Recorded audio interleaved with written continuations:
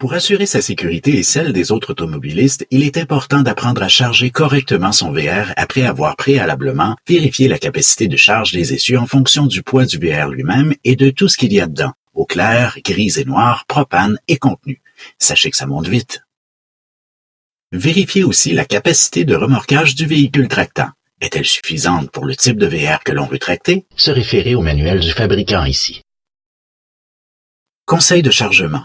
Tout d'abord, il faut voir à ce que le poids soit réparti des deux côtés de façon égale.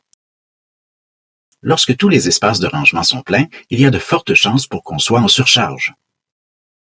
Une caravane trop chargée, même si le poids est équilibré, risque d'être dangereuse. Cela peut endommager la suspension, la transmission ainsi que les pneus. De plus, le moteur travaillera très fort, ce qui augmentera la consommation d'essence. Les freins pourraient ne pas suffire à ralentir, voire immobiliser le VR dans sa distance de freinage habituelle. Cela peut faire la différence entre un arrêt sans conséquence et un accident. Il faut prendre le temps d'organiser le chargement en choisissant ce qui est nécessaire et évaluer ce qui peut facilement s'acheter lorsqu'on arrivera à destination. Ce ne sont pas nécessairement les gros objets lourds qui peuvent entraîner un déséquilibre. Une mauvaise disposition de plusieurs petits objets peut aussi avoir un impact.